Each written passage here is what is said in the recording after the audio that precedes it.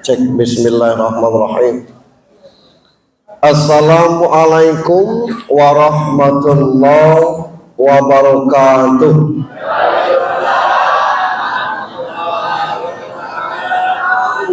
Innal hamdalillah, alhamdulillahilladzi hadana lihadza wa ma kunna linahtadiya laula an hadanallah.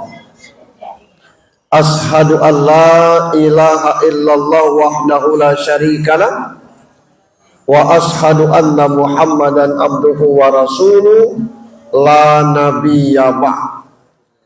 Allahumma salli wa sallim wa barik ala sayyidina Muhammad ibni Abdullah wa ala alihi wa sahbihi wa mawala. Qala Allah ta'ala fi kitabihil karim, a'udzu billahi minasyaitonir rajim, bismillahirrahmanirrahim.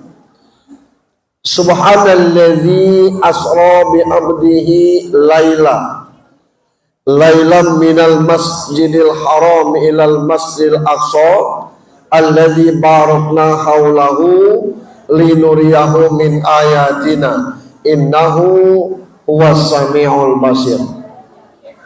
Sadaqallahul azim. Bapak Kepala Desa Cahaya Negeri yang kita hormati dan dirahmati Allah, Bapak Kepala Dusun wabil khusus Dusun 3 yang kami hormati, Ketua BPD beserta anggota yang saya hormati, Bapak Imam Khatib Bilal Gharib, baik dari Masjid Nurul Huda tuan rumah maupun dari masjid-masjid yang lain yang saya hormati, membersamai kita mewakili Pak Kapolsek ada Pak Babin Kamtibmas. Makasih kehadirannya Pak. Yang non muslim bendak masuk masjid, apalagi kita yang muslim kan, malu kita sebenarnya. Bapak Ibu jamaah sekalian yang dirahmati Allah Subhanahu wa ta'ala, kalau kita bersyukur karena sehat, banyak orang sehat, tidak ibadat. Kalau kita bersyukur karena kaya, tidak sedikit orang miskin, itulah yang nunggu masjid.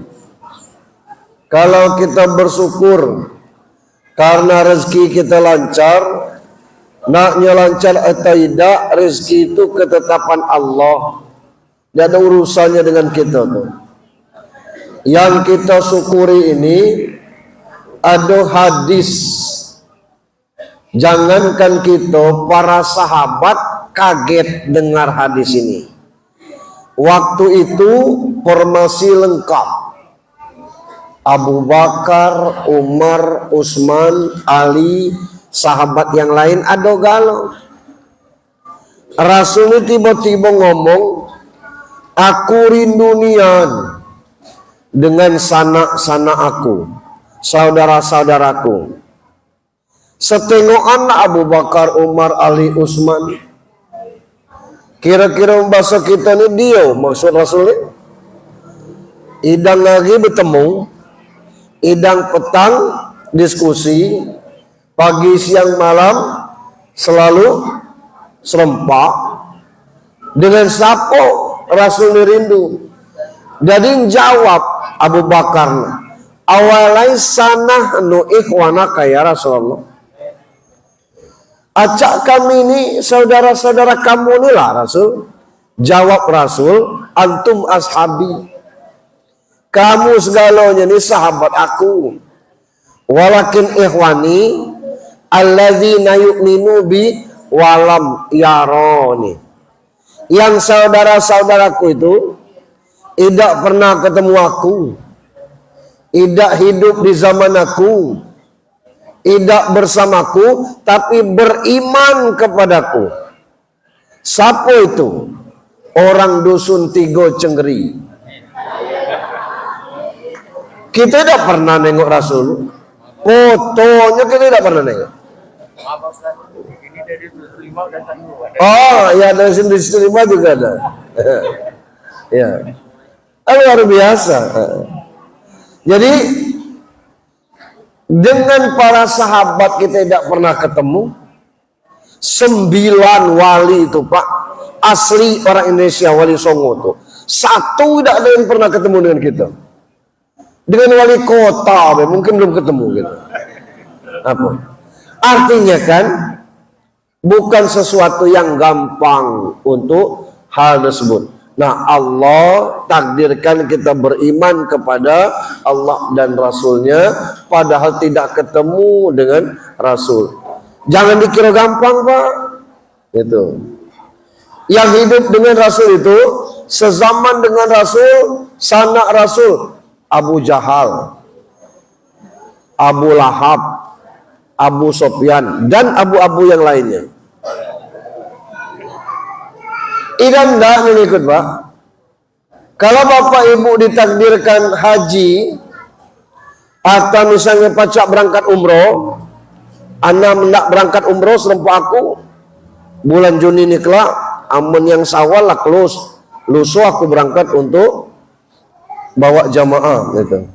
Jadi ada keberangkatan besok lusu tanggal 27. Sebenarnya saya ini harus istirahat karena lusu berangkat kan. Ada lagi keberangkatan Syawal, laklus karena terbatas. Ada lagi keberangkatan Juni. Selesai tawaf tuh Pak, kita sa'i. Sa'i itu kalau di sini Safa, di sini Marwahnya. Startnya di Safa, akhirnya Marwah. Selesai tahallul, motong rambut tuh minimal 7 lembar. Itu keluar dari Marwah nih.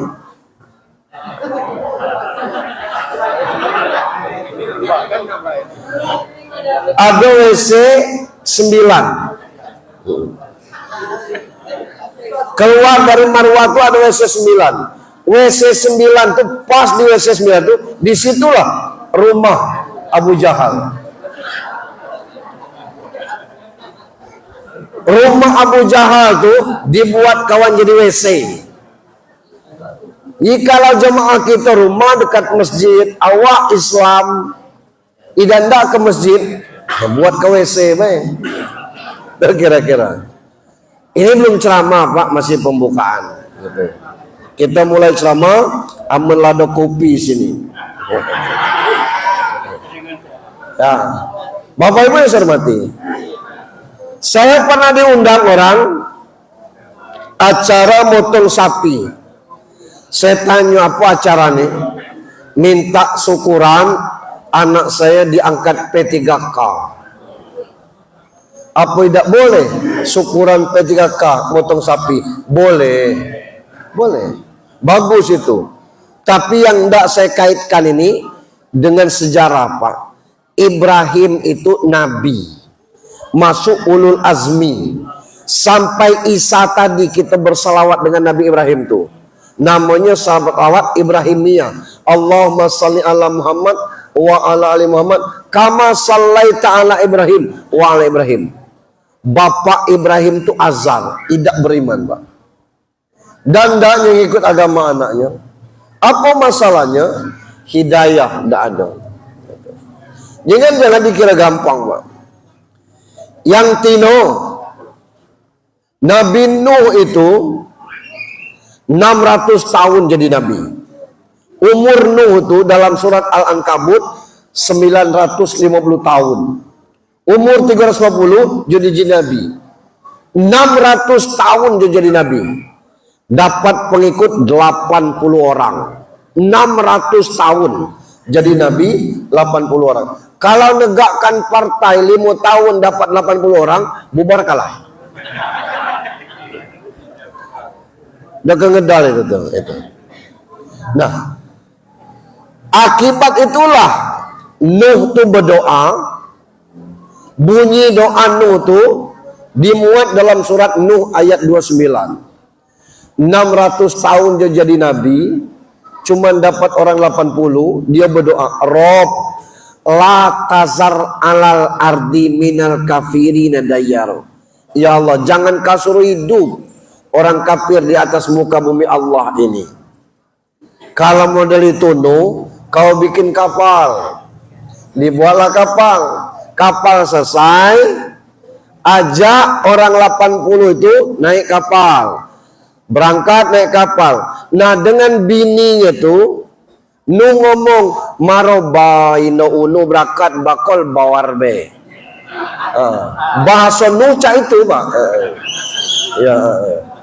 Ngajak bininya naik kapal, idak ndak bini nu. Kita jadi bini camat sekarang tuh luar biasa membanggakannya Pak. Seluruh yang terkait dengan camat tuh kadang-kadang naik derajatnya. Belari anjing camat ini nih katanya. Ya apa bedanya dengan anjing yang lain tuh? Teko anjing terangkat derajatnya tuh. Nah ini jadi bini Nabi. Dan ndak dia beriman dengan lakinya. Jadi kalau ada bini yang masih galak melawan dengan lakinya, barangkali masih keturunan istri Nabi Nuh.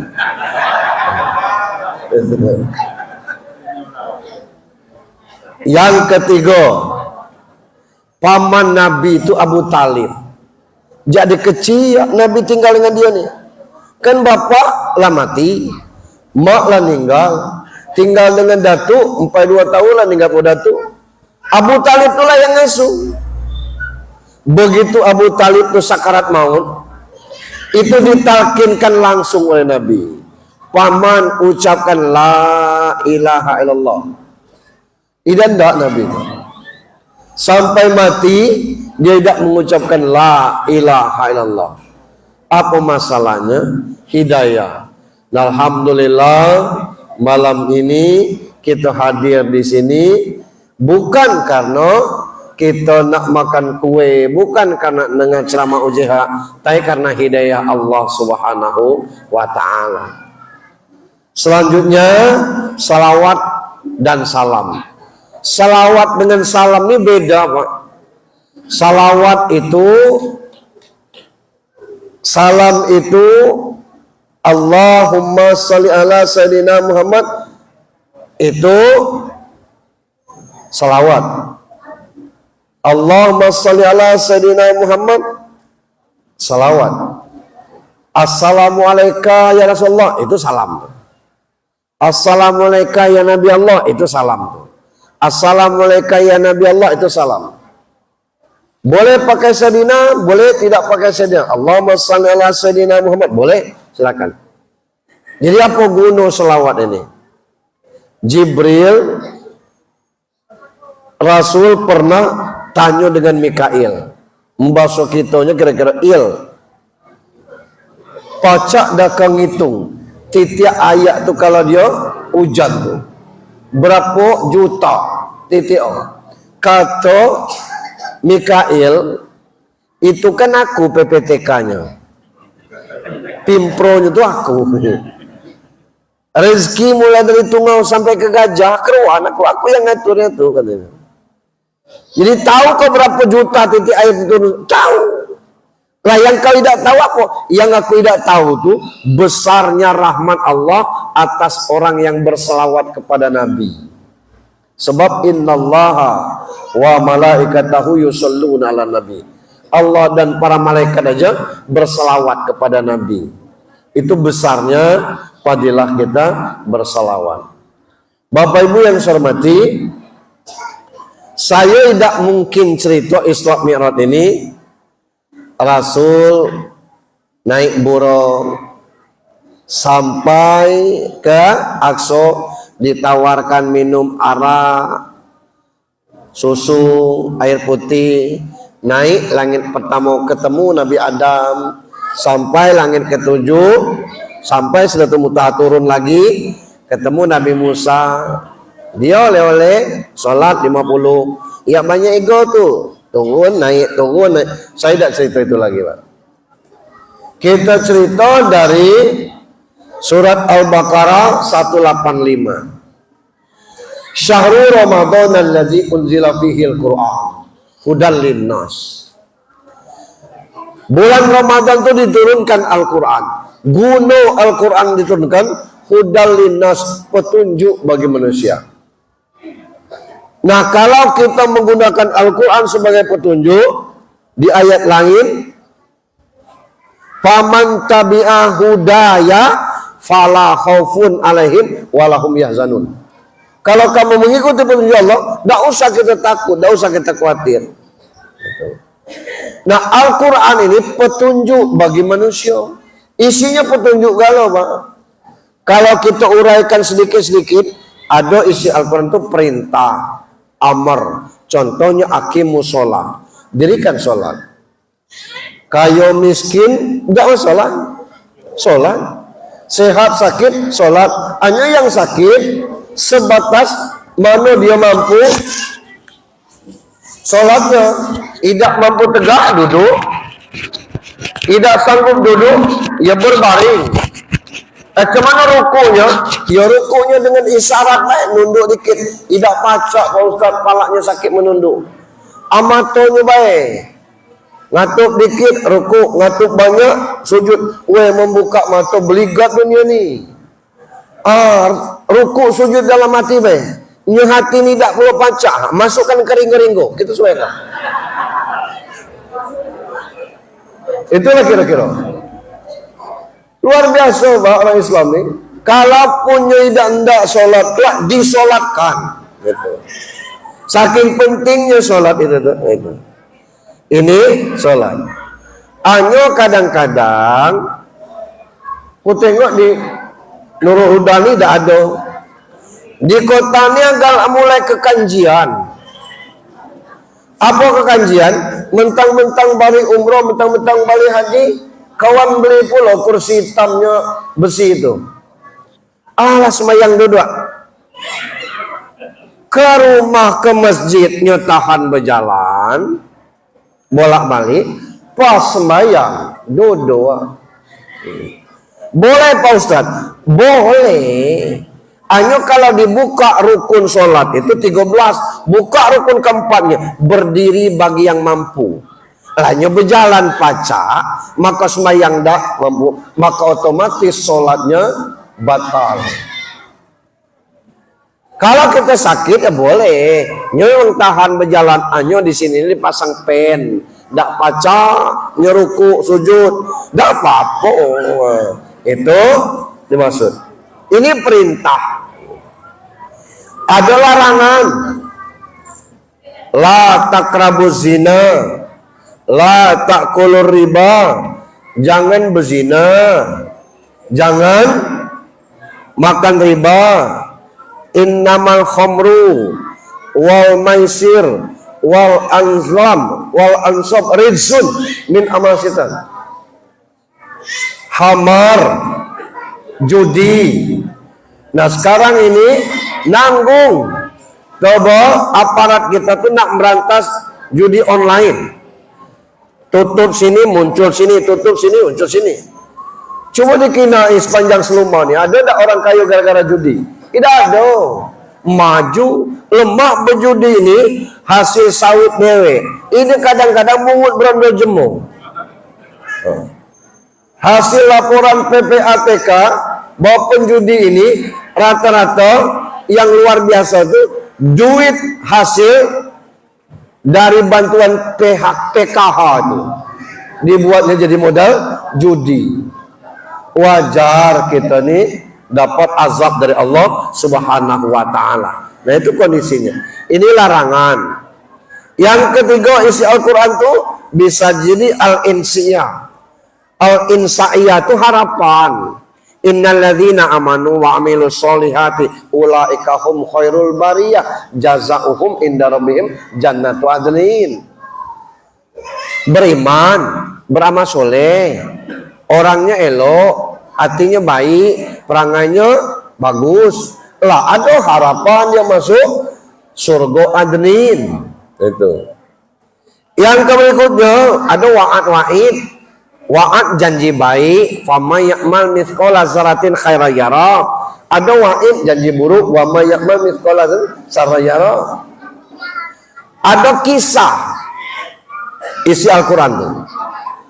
Kisah Yunus 40 hari 40 malam ditelan ikan. Hidup belaseada, bepentalasiada. Ada kisah Nabi Musa, tongkatnya pacak membelah laut. Ada kisah Ashabul Kahfi, tidur 200 tahun.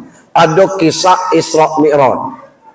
Rasul berangkat minal Masjidil Haram ilal Masjid Aqsa, terus ke Sidratul Muntaha. Nah, kata Allah, Al-Quran ini petunjuk, Isra Mi'raj ini kisah. Yang tidak kita bicarakan malam ini, petunjuk apa kisah ini? Kisah ini memberi petunjuk apa? Mencerita tentang Isra Mi'raj dapat kita lafal. Tapi apa petunjuk dari kisah ini? Itu yang penting. Nah, itu yang akan kita bicarakan malam ini. Bapak Ibu yang saya hormati, saya boleh tanya dengan ibu-ibu? Boleh Bu ya? Andai kita mati, kemana kalau lewat di mati lo? Kalau lah mati kemana kita Bu? Ke surga. 99,99% tidak di kota, tidak di dusun. Jawabannya pasti pada itu, Pak. Itu. Padahal dalilnya innalillahi wa inna ilaihi rajiun. Sesungguhnya kita milik Allah, akan kembali ke Allah, tidak ke surga. Perkara surga atau neraka itu kelak urusannya. Isra Mi'raj petunjuk macam mana balik ke Allah. Pertanyaannya, macam mana kalau tidak balik ke Allah Pak Ustaz? Nyasar. Lah sebab ayatnya aja, innalillah, kamu dari Allah, wa inna ilaihi rajiun, akan balik ke Allah. Lah berasal dari Cenggeri, balik sampai ke Muara Timput, nyasar itu tuh. Jauh kata kawan. Di Marat situ, nggak kok. Kalau tidak tahu, artinya bahwa kalau nak balik ke Allah, contohnya Isra Mi'raj, petunjuknya Isra Mi'raj. Kita mulai dengan ayatnya. Subhanalladzi asra bi amrihi. Maha suci Allah yang memperjalankan. Kalau memperjalankan itu contohnya meja kursinya bukan di sini tempatnya tadi nih. Tempatnya di luar. Yang apanya di sini? Karena kendak panitia dan kendak aku pula. Artinya bukan kendak meja. Nabi berangkat itu bukan kendak Nabi tapi kendak Allah. Dalam hadis kursi Bapak Ibu, Allah katakan, anta turidu wa ana uridu. Kamu punya kendak, aku punya kendak. Wala yakunu illa ma uridu. Tidak mungkin bakal terjadi kecuali kendakku. Kamu ada kendak, aku ada kendak. Yang terjadi itu pasti kendakku. Kata Allah sekali lagi kamu, asal kamu ngikuti kendakku, aku cukupkan kebutuhan kamu. Tapi kalau kamu tidak mengikuti kehendakku, aku bikin kamu litak seumur hidup.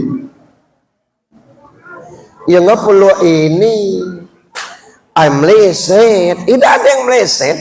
Itu. Ada orang nanam sawit tidak berbuah. Macam mana yang membuat? Karena bukan di situ rezekinya. Ada orang yang berwarung, belum lambung, tegak di depannya, Indomaret, tutup warung kawan. Apa habis rezekinya? Tidak ada rezekinya jalan lain. Ikuti baik alurnya kehendak Allah. Apa maunya Allah ini? Kalau kita nak maksudkan kehendak kita, lita kita nunggu warung. Nah ini yang dimaksud. Jadi apa yang kita kehendak ini, ikuti kemauan Allah, insya Allah selamat kita, insya Allah bahagia. Lalu sebelum berangkat ini, dado Nabi ini dibedah oleh Jibril. Jangan bayangkan membedah cak zaman karang, pakai pisau disuntik dengan bius segini bekabel galoh itu. Tidak, ini pembedahan cara Jibril. Macam mana caranya Pak Ustaz? Lah tanya dengan Jibril, jangan tanya dengan aku. Dibedah dado, dibersihkan jantung. Jantung tuh gambarnya seperti hati. Hati itu kata Rasul, inna fi jasadi mudghah. Dalam badan kita ini ada segumpal darah. Berarti hati itu gumpalan darah. Yang dibersihkan oleh Jibril badan dengan hati. Untuk apa? Tanda apa ini? Petunjuk apa ini? Kalau nak ngadap Allah, kalau nak balik ke Allah, mesti bersih badan, bersih hati. Hati itu gumpalan darah, badan kita ini butuh air. Orang kurang minum bisa aja sakit pingsan, namanya dehidrasi. Kerja berat tidak, pas bangun tidur sakit pinggang, awak lanang tidak mungkin segugut. Itu mungkin kurang minum. Coba paksakan minum agak seliter gitu. Maaf, air kencing tidak seperti warna biasanya, kuningnya agak kental, barangkali kurang minum. Baju berganti, tiap jerang bersesah. Zuhur ganti baju, petang ganti baju, maju gatal sini gatal, bisa jadi kekentalan darah, penyebabnya kurang minum. Jadi kita memang banyak butuh minum. Cuman yang heran kita tuh, walaupun di badan kita ini banyak air, kalau luko yang keluar darah. Hanya kalau luko hati yang keluar air. Sakit anak, itu yang aneh tuh. Gumpalan darah tuh kalau luko nya keluar air gitu nah. Ini petunjuk kalau nak ngadap Allah, balik Allah, bersih badan, bersih hati. Kemana Isra nih? Minal Masjid Haram ilal Masjid Aqsa.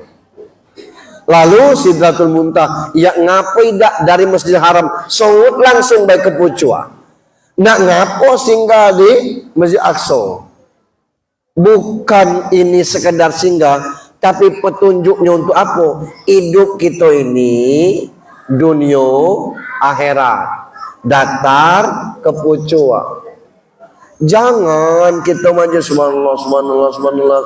Orang sakit tidak ditengok, diundang nikah tidak datang, diundang berdoa tidak datang, sibuk kita berzikir seorang, pacak busuk seorang gitu. Aktivitas dunia ini luar biasa, tapi sembahyang tidak. Ada waktunya kita mati. Kapan kita mati? Waktu itu kita butuh pertolongan. Gitu. Artinya bahwa Aqsa Sidratul Muntaha ini hubungan sesama manusia dan hubungan kepada Allah. Nak hubungan kepada sesama manusia perlu bersih badan, bersih hati. Nak kepada Allah bersih badan, bersih hati. Kita sholat ngikut imam, Allahu Akbar. Lamun yang nunggu assalamualaikumnya. Begitu assalamualaikum warahmatullahi, assalamualaikum warahmatullahi, salat kawan terus ngapo alang kemasam kelek bele kata-kata. Aku itulah kalau boleh sembahyang ikut dan nak damping gitu. Akulah keno payet angin katanya. Artinya bahwa kita tidak menjaga kebersihan sesama kita. Makan petai galaknian anyo ngiciak tidak berputus. Mbak petai luar biasa. Nah, hilangkan bau petai. Caranya ya makan kabau gitu. Hilang bau petainya tinggal kamar. Itu. Orang tidak tahan. Artinya kan perlu maka Rasul mengatakan kalau nak ke masjid itu pakai harum-haruman, pakai wangi, pakai parfum, tidak apa-apa. Itu kepada sesama manusia. Hati pun mulai itu. Itu kalau tidak salah lah haji kan. Sapo Pak Syanu. Kata lah 2 kali. Lah 2 kali haji. haram ada ketekinak pakai songkok putih ya. Memangnya wajib Pak Haji pakai songkok putih? Tidak ada. Nak jemu songkok atau tidak, terserah dia. Nak ngapo kita yang ngatur palak jemu. Boleh itulah do haji. Belum kata. Umroh belum. Nah, laku tekok ni ya. Ngapo? Haji belum, umroh ada. Maju betul gak putih ya. Lah banyak orang jual pekan ini nih. Nah, ngapa kita usir kepala jemu? Artinya kan hati kita tidak bersih. Itu yang dimaksud. Yang dinilai Allah itu bukan badannya, termasuk hati. Nah, disinilah penyakit yang sulit kita buang, baik di lembah, serawai maupun rejang. Apa penyakit itu? Asa ada jemu meninggal, sedusun itu sembayang di situ. Buat blabar nian, weraminion. Lu punya mendung, amin. Amin. Ada yang sujud di atas selom. Iya pada itu ada gini, ada. Begitu buka blabar, lengit ke masjid ada, di rumah ada. Boleh satu Pak Ustaz, boleh. Cuma yang tidak dipertanyakan itu apa niatnya sembahyang berjamaah model itu tuh. Kebila jemaah lagi, nunggu jemaah meninggal lagi. Lah, apa cah itu tuh? Misal kita ikut jemaah di rumah orang meninggal, tidak ada masalah. Begitu blabar dibuka, yang berikutnya tidak jemaah situ, kita ke masjid. Kadang-kadang kita tanya, jujur jawabnya. Hadir terus kamu hingga malam, 3 malam di rumah Seno. Wah, mak aku ninggal empat ini, uang tuh dia beradik terus datang. Berarti dia nih bayar hutang. Rumah bersebelahan, agak kurang cocok, tapi dia hadir sholat ya lakur kata kita kan. Belum, ya kamu hadir sembahyang. Dalam mak dikina jemo. Berarti tidak lillahi ta'ala dia. Nah, yang model ini nih yang mesti kita bersihkan maksudnya. Nah, sembahyang itu tuh. Ya jangan kita buat yang model-model itu. Sembahyang ini kadang-kadang di sini masjid, seberang rumah. Hilang masjid itu, tutup masjidnya. Sembahyang maghrib di depan, isya di depan. Nah, yang model itu sulitnya kita merubahnya. Bukan di Surabaya, di Lembak, di Rejang. Model itu lama budaya model itu. Nah, ini PR bagi kita. Ke berikut. Nak berangkat ini jauh. Belum keruan Badar Muhammad tuh. Kemana diajak? Maka diutuslah pembimbing. Siapa pembimbingnya? Jibril. Gitu. Jadi nak ketemu Allah tuh mesti ada pembimbingnya supaya tidak nyasar. Itu. Ini petunjuk Jibril ngawani Rasulullah. Nah sekarang kita ini sesuai dengan kata saya tadi bakal balik ke Allah. Lado pembimbing lu. Lado Pak Ustaz. Siapa pembimbing kita? Nabi besar Muhammad sallallahu alaihi wasallam. Apanya kita buat sekarang ini sesuai yang dibuat Nabi lah. Kata Nabi, "Shollu kama ra'aitumuni usolli." Salatlah kamu sebagaimana melihat aku salat. Salat kita nih, lu sembahyang Rasul tidak pernah orang salat Allahu Akbar kata imam. Allahu Akbar sat ngeblek sini. Tidak ada. Pasti ke sini galau. Artinya karena sesuai dengan syariat Nabi itu tuh. Ayo kita nih dulu ujian sholat tuh di SD, SMP, SMA. Sholat subuh tuh kalau dibaca dari niat sampai ke salam, beda kalau bisik-bisik dengan dibaca. Itu butuh 5 menit paling tidak seorang. Muridnya 30.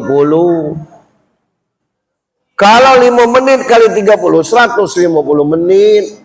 Jam di sekolah tuh 1 jamnya 45 menit. 45 menit kali 2, 90 menit. Maka itulah guru agama yang penting baconya kenu. Perkara gerakan tidak terlalu disimak. Contoh takbir. Takbir itu dalilnya cuma dua. Pertama uzunain, sejajar dengan daun telinga, boleh. Yang kedua mankibai, sejajar bahu. Itu tino Pak Ustaz, lanang boleh cak ini. Tino boleh cak ini. Telapak tangan ngadap ke kiblat, bukan ngadap ke pipi. Nya gitu Allahu Akbar. Bukan, tapi Allahu Akbar. Allahu Akbar. Yang ini jarang diperhatikan. Yang penting bacanya kena. Maka sampai sekarang bermodel-model jemu salat. Ada yang dimodifikasi cak dorong setuam. Allahu Akbar kata imam. Allah. Enggak. Kan di sini sini. Nah, karena yang model itu tidak pernah dikoreksi, termasuklah innaka hamidum majid, selesai. Tutup. Berapa banyak yang Assalamualaikum warahmatullah, Assalamualaikum warahmatullah. Atau hadis ini, jangan telapak tanganmu seperti ekor binatang buas. Nah, innaka hamidum majid, tutup. Assalamualaikum warahmatullahi wabarakatuh. Apa ini kada usah. Nah itu. Cuman ini kan jarang diperhatikan untuk itu. Nah ini. Maksud saya Jibril dibimbing oleh Rasul, dibimbing oleh Jibril, kita dibimbing oleh Rasulullah sallallahu alaihi wasallam. Asal kita ikuti bimbingan Rasulullah, selamat kita. Bukan masalah sholat baik, masalah yang lain sampai ke masalah gulai, masalah suami istri, gitu. Diatur kalau boleh aku nyuruh manusia sujud dengan manusia, maka aku suruh perempuan tuh sujud dengan suaminya, tapi tidak boleh saking keharustaan.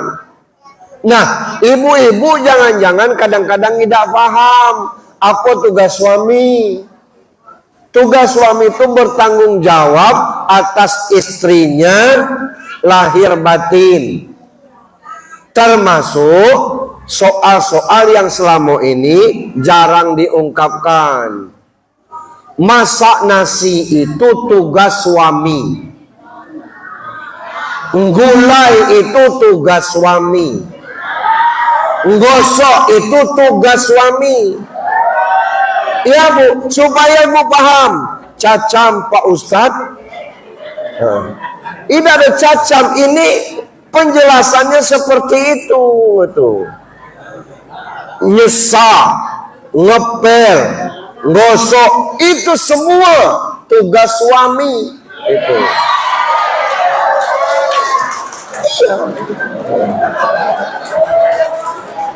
Nah ibu-ibu kadang-kadang kan tidak paham tentang lah, ngapa selama ini suami dan ngerjokannya Pak Ustaz?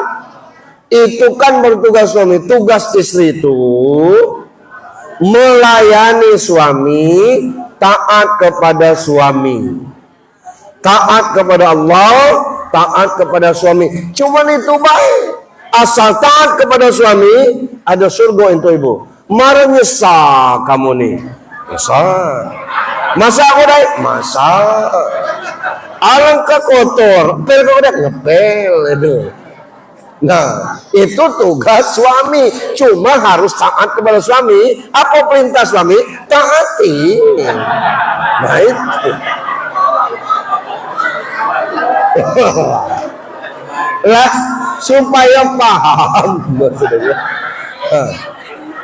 Kata Pak Ustadz tugas suami, iyo. Tapi suami ngomong, tolong Bu, gulai. Ya gulai. Kalau kami janda Pak Ustadz, itulah yang cerita bini Nabi Nuh tadi. Nah, itu kira-kira. Ya Bu ya. Ada galau. Jangan berharap kita bisa masuk surga kalau jahat dengan tetangga. Ada hadisnya. wallahu la yu'minu, wallahu la yu'minu, wallahu la yu'minu. Demi Allah tidak beriman. 3 kali Rasul ulang. Ya Rasulullah, siapa Rasul yang tetangganya tidak pernah aman dengan mulut tetangganya? Nah itu semua diatur. Kalau kita ikuti itu, oh Masya Allah luar biasa gitu. Tapi alhamdulillah jarang kita kalau tidak keterlaluan untuk hal demikian. Jadi aman gitu. Yang berikutnya, untuk sampai ke Allah maka cepat ada kendaraan.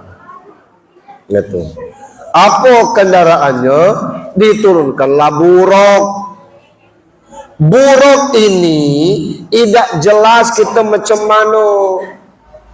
Dulu ada gambar di rumah tuh, buruk tuh gambarnya kuda bersayap mukotino. Rupanya itu tuh karikatur, tidak boleh disimpan, itu pelecehan kepada Nabi. Arti gambar itu Rasul galak kuda itino.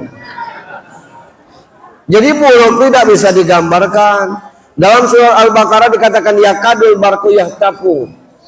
Nah, buruk ini digambarkan seperti kilat. Itu kecepatannya. Saking kecepatannya melebihi kilat. Ngapa perjalanan ini? Perjalanan yang luar biasa. Jangan kita kira kalau yang kita tengok biru di atas itu langit. Kalau naik ke bulan ada lagi biru di atas tuh. Naik lagi ke atas tuh ada lagi birunya. Jadi langit itu yang mana? Itu batas peninggalan kita aja. Tuh. Nah, buruk sebelum Nabi naik minta kepada Nabi buruk ini, wahai Rasulullah, kalau kau naik punggung aku minta kau berjanji.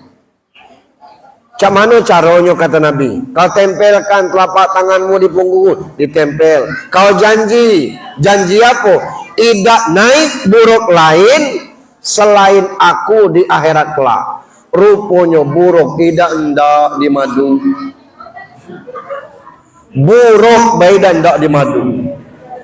Aku berjanji kata Rasul, aku tidak akan berkhianat. Yang jadi masalah ini petunjuk apa buruk ini.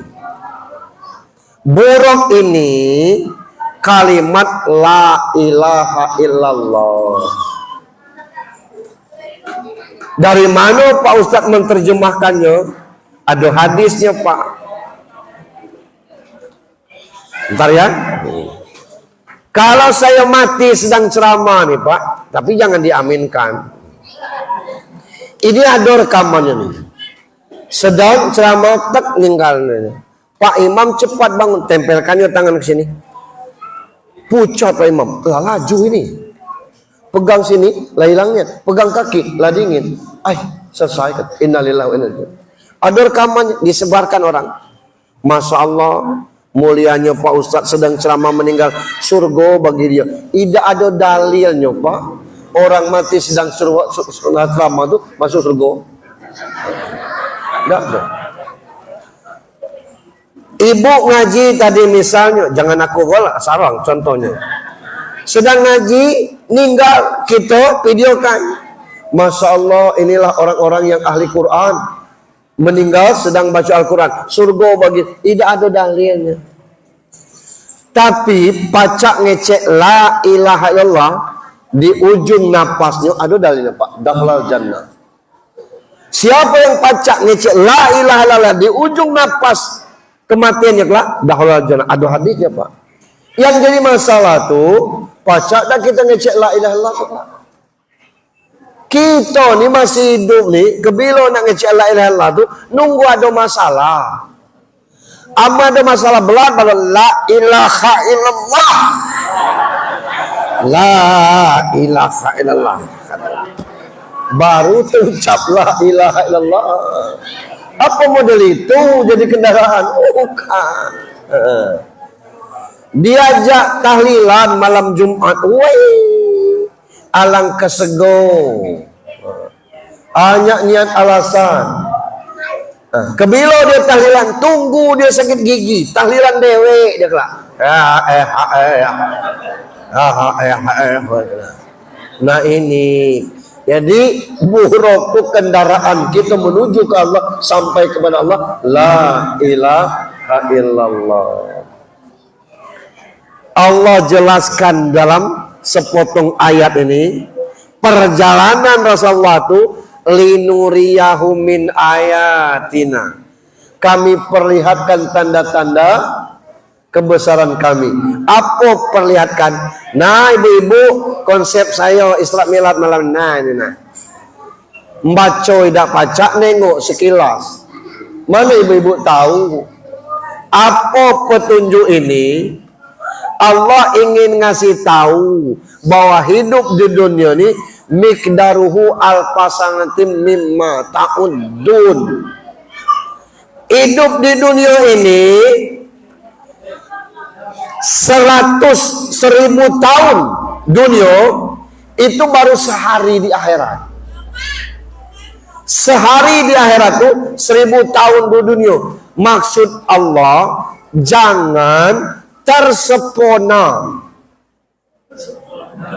Kalau terpesona biasa, jangan tersepona.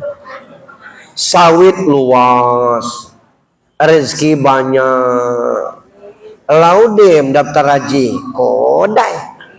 kodai, celentang ada aturan. Se-Indonesia daftar hari ini 26 tahun lagi, tua kata kawan. Berapa umur kini? 66. Tambahkan lagi 26. 92 kita berangkat. Iya, kalau lebih kubur. Nah itulah. Karena apa? Kita tersepona dengan sibuk nyari harta gitu tuh. Salatlah bekudai. Lum tuh nia anakku nih. Bukan masalah tua, karena mati tidak harus nunggu tua. Banyak ego yang tidak berpenyakit mati, yang masih muda meninggal. Itu tuh lemah. Kalau kita ada bahan, kalau tidak ada bahan sama sekali, apa yang tidak kita bawa itu nah ini jangan terpesona dengan yang singkat ini lalu mengacuhkan yang kelak yang indah. Itu maksudnya. Sampai ke Sidratul Muntaha, kata Jibril, aku cuma batas ini. Nah terus kamu naik lagi ke atas. Lah ngapa tidak ngikut? Makom kami sebatas inilah. Kalau kami naik lagi ke atas, hancur kami. Kami kemana? Kata kamu naik lagi ke atas, ke mustawa. Bukan Mustafa. Mustafa itu orang kayu arang. Ini mustawa. Ya. Naik ke mustawa itu tidak dijelaskan Nabi itu berhadapan cakito ketemu Allah tuh. Tapi Nabi sampai ke atas tuh nengok luar biasa tuh. Kebetulan dia bukan orang Selawai. Orang Selawai tahu kira-kira. Tapi Nabi mengucapkan at-tahiyatul mubarakatus salawatut thayyibatul lillah. Alangkah elok badai ini, segala kehormatan, kemuliaan, keselamatan berpulang kepada Allah. Dijawablah kalimat assalamualaikum ayuhan nabiyyu wa rahmatullahi wabarakatuh. Selamat entas kamu. Allah jawab selamat entas kamu. Apa jawab Nabi? Assalamu alaina. Ngapa Nabi tidak menjawab assalamu alayya, selamat atas aku? Karena dia sadar dia berangkat tuh bersama Jibril dan Buruk. Apa pelajaran bagi kita? Kalau jadi tim ses amun cair, bagi-bagi maksudnya. Kalau assalamualaikum itu selamat dia seorang. Kita dapat kaos baik. Itu assalamualaikum wa ala ibadis solihin. Belum kita lahir sudah didoakan oleh Allah. Apakah ini perintah sholat? Tidak dijelaskan secara detail, tapi ada dalam hadis Nabi turun naik tentang pengurangan sholat 50 kali itu. Yang jelas sebelum berangkat tuh Nabi lah sholat. Seluruh Nabi itu sudah sholat, Pak. Cuman ada yang sewaktu, ada yang 2 waktu, ada yang 3 waktu. Nabi itu sholat dulu. Di Aqsa dia sholat. Mengimami ruh arwah para nabi-nabi sebelumnya. Sholat dia. Singgah di Tursina, sholat. Singgah di Bethlehem, sholat. Nabi sudah sholat. Nah, artinya apa bagi kita? Setelah kisah ini selesai, misalnya malam ini Nabi berangkat Isra, sebelum subuh lah balik. Nah, zuhur besoknya Jibril turun. Kata Jibril, wahai Muhammad, ikuti aku ajari sholat. Ini namanya sholat zuhur. 4 rakaat sir, 2 rakaat salam. 2 rakaat tahiyat awal, 2 rakaat tahiyat akhir salam. Bacanya sir kecuali rukun qauli. Apa rukun qauli itu? Rukun yang mesti berbunyi walaupun bisi-bisi. Takbir, rukun qauli. Al-Fatihah, rukun qauli. Salawat, rukun qauli. Salam, rukun qauli. Kita sholat zuhur tuh minimal Allah kabira boleh tidak berbunyi, tapi bismillah mesti bersuara. Kedengaran dewek jadilah at-tahiyatul berbunyi, assalamualaikum berbunyi, tidak boleh.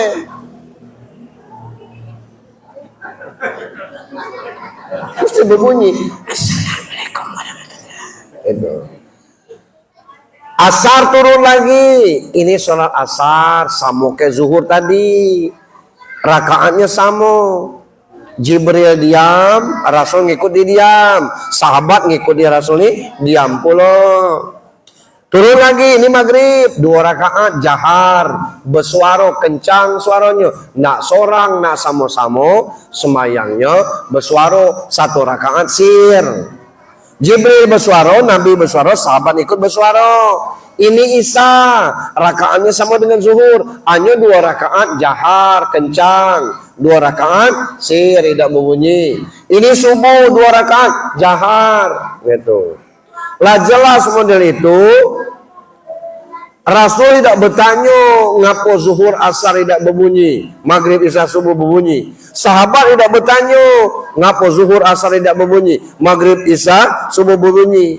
Nih giliran kita jadi ustaz, orang tanya, Pak Ustaz, ngapa zuhur asar tidak berbunyi, maghrib isya subuh berbunyi? Kan pening kita jawabnya. Dijawablah sesuai jawaban ustaz terdahulu. Kalau zuhur dengan asar berbunyi, Rasul diketahui oleh kafir Quraisy di mana tempatnya. Puas yang nanya, belum. Dia nanya lagi. Kini kan kafir Quraisy tidak ngejar-ngejar lagi. Ngapa masih belum berbunyi nih? Nah, apa jawabnya? Jangan banyak tanya, karena model itu diajarkan Jibril. Kerjakan baik. Nah, itu salat kita. Nah, inilah petunjuk bagi kita untuk pelaksanaan salat. Hanya ada beberapa hal terkait salat ini yang kadang-kadang tidak sesuai dengan yang diperintahkan. Contoh, masjid ini di pinggir jalan. Pas azan, nak di situ masih azan. Nak ke Cenggeri, masjid di situ, kelak lah selesai pula asmayang sini.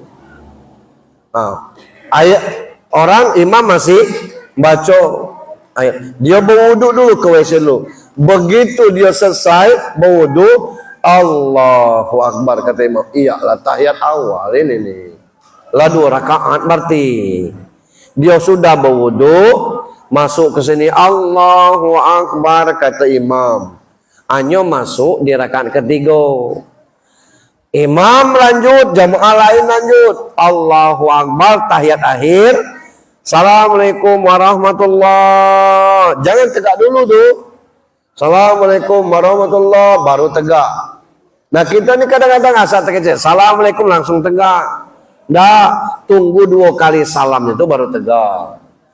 Yang itu untuk jamaah yang masbuk. Untuk imam, jangan salamnya sekali yang berbunyi Assalamualaikum warahmatullah. Kalau masbuknya di situ, nyo kan tidak baca nengok imam. Nunggu-nunggulah nyana tegak. Rupanya imam lah berdoa. Nah itu. Jadi imam mesti bunyi Assalamualaikum warahmatullah. Assalamualaikum warahmatullah. Nah dia tegak untuk rakaat kedua. Rakaat kedua itu mestinya yang masbuk tadi berbunyi. Walaupun tidak sekencang imam. Bismillahirrahmanirrahim. Karena dia baru 2 rakaat. Rakaat pertama itu tidak berbunyinya kan ikut imam. Dia naik rakaat kedua, oranglah selesai. Dia baru 2 rakaat. Mestinya masbuk itu berbunyi, bersuara. Itu yang saya maksudkan banyak. Ini kadang-kadang sembahyang maghrib di rumah tidak berbunyi. Kata bininya berbunyi ya sembahyang maghrib nih. Kalau tidak tahu jangan banyak tanya. Lah ngapa tidak tahu? Ada aku imam tidak? Bukan masalah imam atau tidak imam. Kalau sembahyang maghrib isya subuh berbunyi. Terakhir kita masuk puasa dikit. Bapak Ibu yang saya hormati, malam ini 7 Syawal tidak salah. Mulai 7 Syawal itu tinggal 3 minggu lagi nih. Yang puasa ini ada yang agak aneh ini. Apa aneh? Tahan puasa tapi tidak tahan sholat. Kan aneh. Ada orang puasa tapi tidak sholat. Ngapa Pak Ustaz? Awalu yuhasabu min abdi fi yamil qiyamah as-shalah. Idza saluhat saluhasu amalu wa idza fasal salim. Yang pertama kali diperiksa oleh Allah itu nanti sholat. Baik sholatnya, yang lainnya diterima, rusak sholatnya, yang lain ditolak. Kedua, haji itu memampu. Tidak mampu, tidak usah gugur dia. Sholat tidak mampu, wajib. Nyobisu Pak Ustaz. Batas baik itu. Baca dalam hati.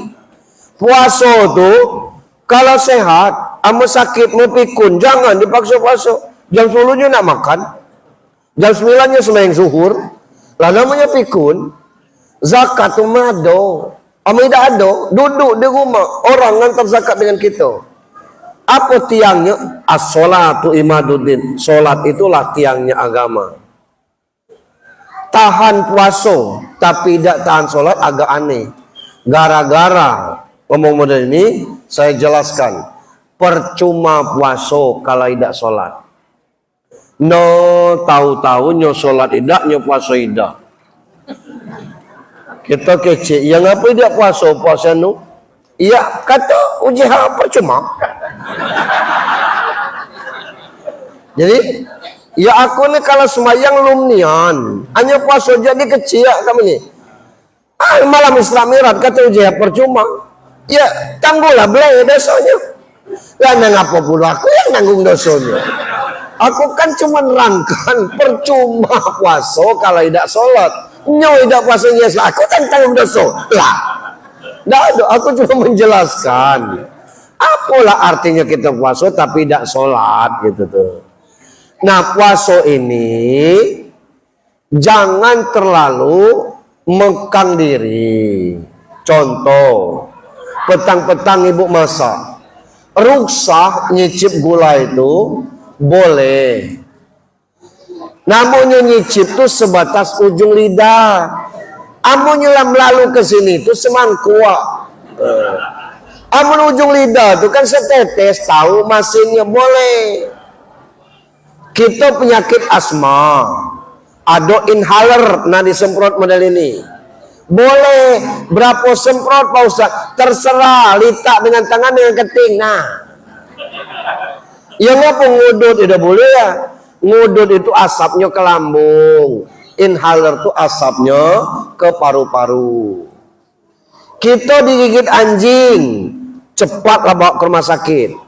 Suntik rabies, entahnya gilo atau tidak terserahlah daripada kena rabies. Aku puasa, tidak masalah. Yang tidak boleh itu suntik vitamin pakai infus, tidak boleh.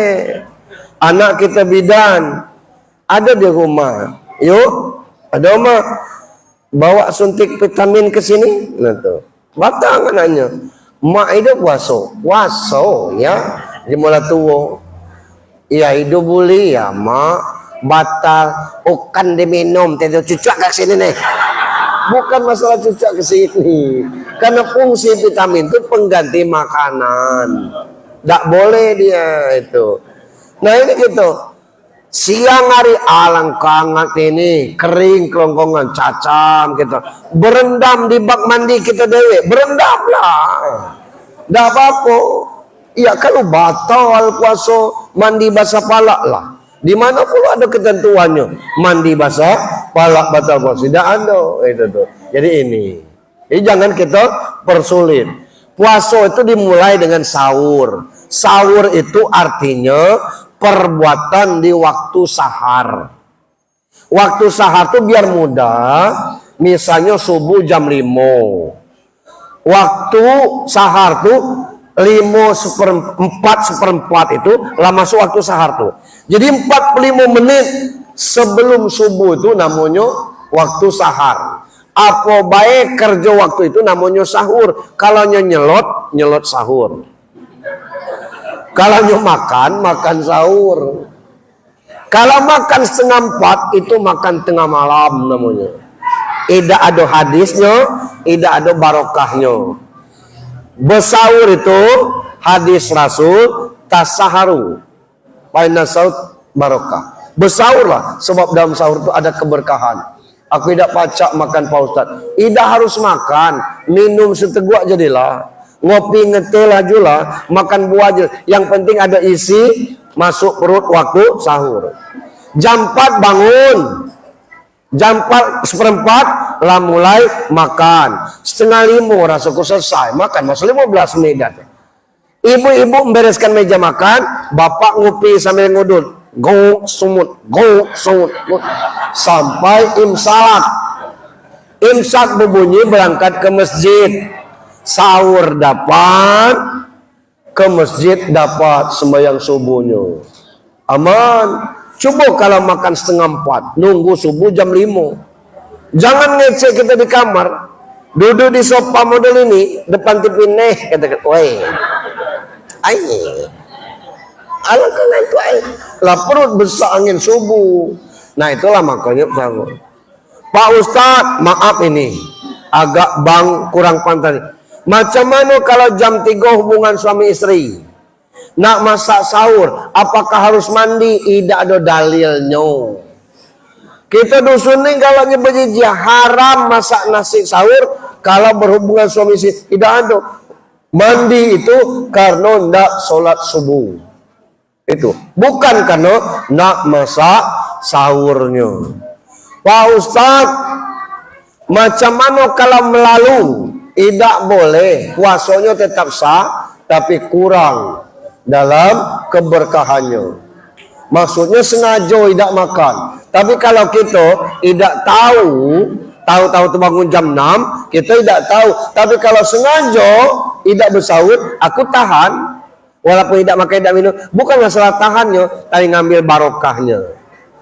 Lalu kita terbangun jam 4:20.